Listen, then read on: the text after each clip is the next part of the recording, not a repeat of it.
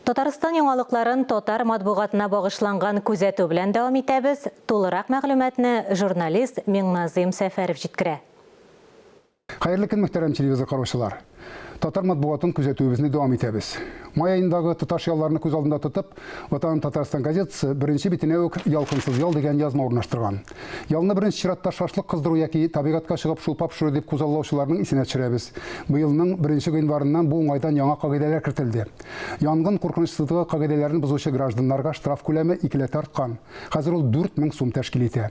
Әгәр учактан киткән янгын, Алла сакласын, урманга каба калса, гаеплене 3 елга кадәр ирегеннән мәхрүм итәргә яки 200 меңнән алып 400 мең сумга кадәр штраф салырга мөмкиннәр. Алла сакласын дисәк дә, ул сакланганлыгына саклый. Кыскасы, Рамазанга туры килгән май бәйрәмнәрендә ураза тотуын күпкә хәерлерәк булып чыга. Бәйрәм көннәрендә кызыксынып укырлык язмалар Ватан Татарстан газетасында шактый ук. Җидегән Чишмә җырының тарихы һәм аның көй авторы Сара ханым Садыкова турындагы язма күпләрнең күңеленә хуш килеп кенә калмыйча, шактый кызыклы мәгълүмат та бирер. Телевизор караучылар өчен элек Яңа гасыр телеканалында яңалыклар тапшыруын алып барган Эльмира Исрафилова белән әңгәмәдә кызыклы булыр дип саныйм. Татарстан яшьләр газетасында публицист һәм язучы Рафик Шәрәфиевның «Яз, ниләрең белән килдең» дигән язмасын укысаң, бүгенге дөньяның кайсы тарафка таба баруы турында уйлана башлыйсың. Уйланырга кирәк. Бөтен нәрсәне дә акча гына салып яшәргә өйрәнүнең начар яклары күбәеп китте. Әнә Шәһри Казан газетасы да замана китереп чыгарган шул проблеманы күтәреп карарга булган. Хатын-кыз ир-атка караганда күбрәк акча эшләсә, ни эшләргә?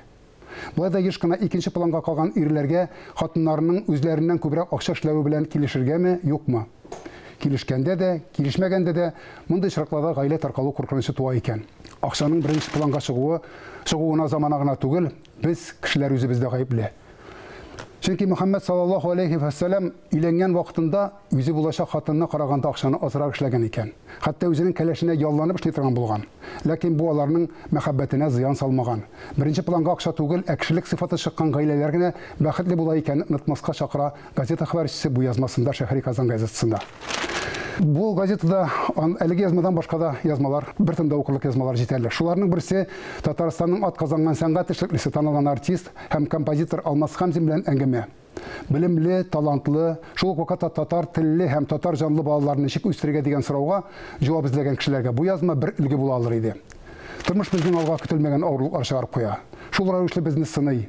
Андый чакта сыгылып төшмәс өчен тормыш белән бер дулкында баручы татар матбугатыннан аерылмаска гына кирәк дигән теләктә бүгенгә сезнең белән саубуллашам. Исәнлектә күрешик.